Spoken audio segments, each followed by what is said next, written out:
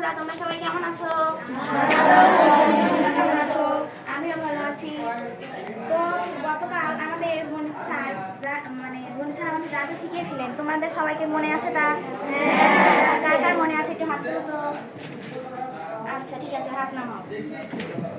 আমি যাকে ধরবো আমি প্রশ্ন করবো, তোমরা হাত তুলবে। আমি যাকে ধরবো সে উত্তর করবে, ঠিক আছে? ঠিক আছে। তাহলে আমার প্রথম প্রশ্ন শোনো, উপাত্ত কত প্রকার ও কি কি? কে কে পারবে? হাত তোলো। উপাত্ত দুই প্রকার, যেমন বিন্যস্ত উপাত্ত এবং অবিন্যস্ত উপাত্ত। ওকে, একটা হাততালি কাব্যর জন্য। বসো। আমার দ্বিতীয় প্রশ্ন, বিন্যস্ত উপাত্ত কাকে বলে? কে কে পারো? আচ্ছা, আমরা হিমুর কাছ থেকে শুনি। দাঁড়াও। যে উপাত্তগুলো কোনো নির্দিষ্ট বৈশিষ্ট্য অনুযায়ী সাজানো থাকে, অর্থাৎ ঊর্ধ্বক্রম বা অর্ধক্রমে সাজানো থাকে, তাকে সেই উপাত্তগুলোকে বিন্যস্ত উপাত্ত বলে। ওকে, হিমুর তালি। এবার আমার তৃতীয় প্রশ্ন, অবিন্যস্ত উপাত্ত কাকে বলে? কে কে পারো? আচ্ছা, আমরা একটা আজকের কাছ থেকে শুনি। দাঁড়াও। যেসব উপাত্তগুলো ঊর্ধ্বক্রম বা অর্ধক্রমে অনুযায়ী সাজানো থাকে না, তাকে অবিন্যস্ত উপাত্ত বলে। ঠিক আছে, আমরা আজকে তাহলে খাতা দিয়ে ওয়ার্নিংয়ের সূত্রটি বলো। কে কে পারবা? একটু বর্ষার কাছ থেকে শুনি। বর্ষা দাঁড়াও। রাশিগুলোর যোগফল যোগ রাশিগুলোর যোগফল ভাগ রাশিগুলোর সংখ্যা। ঠিক আছে, বর্ষা একটা তালি দাও। এবার গড় কাকে বলে?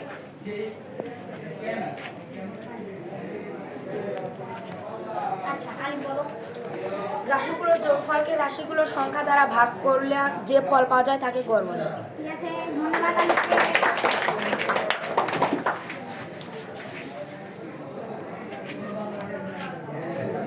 প্রশ্নটা কিভাবে বের করতে হয়? আচ্ছা, নিচে বলো। কোনো উপাত্তের মধ্যে যে সংখ্যাটি সর্বাধিক ব্যবহৃত হয় সেইভাবেই প্রতিরোধ বের করতে হয়।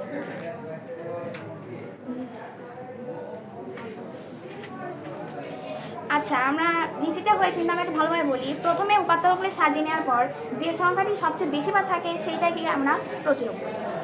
ঠিক আছে? আচ্ছা,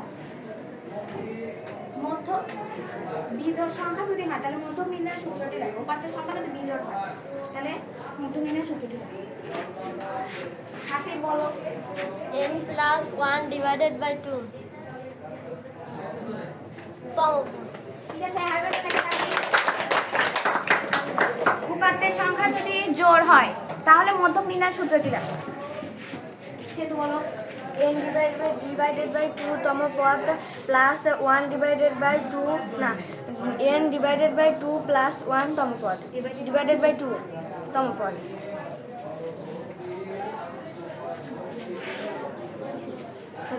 জোড়ের ক্ষেত্রে n/2 তম পদ প্লাস n/2 প্লাস 1 তম পদ ডিভাইডেড বাই 2।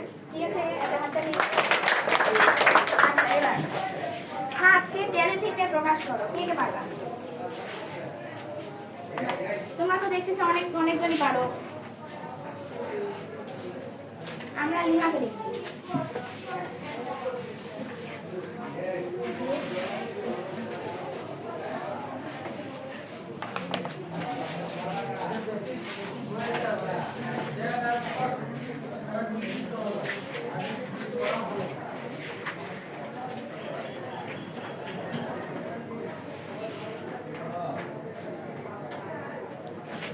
হাততালি লিমাকে। তাহলে আজকে আমাদের আলোচনা এইটুকু পর্যন্তই। কালকে আবার আমরা আলোচনা করবো। সবাই